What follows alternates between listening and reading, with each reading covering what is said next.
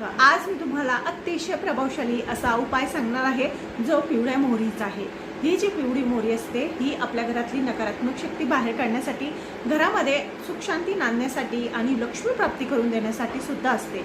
आणि जे तांत्रिक लोक असतात ते तांत्रिक जे लोक असतात जे वशीकरण वगैरे करतात त्यांच्यासाठी सुद्धा ही जी पिवळी मोहरी आहे ही अतिशय प्रभावशाली मानली गेलेली आहे।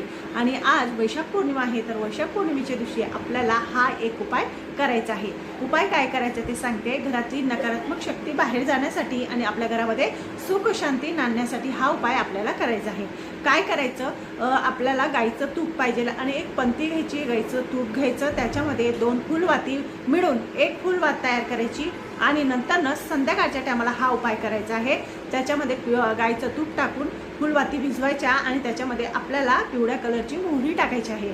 पिवळ्या कलरची मोहरी टाकून तो दिवा आपल्याला आपल्या देवाजवळ प्रज्वलित करायचा आहे आणि संपूर्ण घरामध्ये फिरायचा आहे। म्हणजे काना कोपरा ह्या ठिकाणी तो दिवा ज्यावेळेस आपण फिरवत असतो त्यावेळेस आपल्याला एकच म्हणायचं आहे की माझ्या घरातली इडा पिडा दारिद्र्य दुःख कष्ट नाहीसे होऊ दे आणि माझ्या घरामध्ये सुख शांती येऊ द्या असं आपल्याला बोलायचं आहे ज्यावेळेस आपण तो दिवा आपल्या घरामध्ये फिरवणार त्यावेळेस। आणि असं म्हणून तो दिवा आपल्याला आपला जो उंबरा असतो, घराचा उंबरा म्हणजे घराच्या बाहेर सुद्धा नाही आणि घराच्या आतमध्ये सुद्धा नाही, घराच्या उंबऱ्यावर आपल्याला तो दिवा ठेवायचा आहे।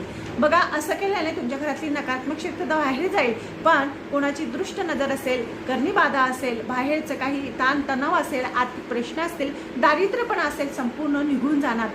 हा उपाय आज करूनच बघा, कारण की आज वैशाख पौर्णिमा आहे आणि अतिशय प्रभावशाली आहे, अनुभव सिद्ध आहे। करून बघा, तुम्हाला निश्चितच याचा चांगला अनुभव येईल। माझ्या चॅनल आवडत असेल लाईक करा, सबस्क्राईब करा, इतरांसोबत पाठवा। श्री स्वामी समर्थ।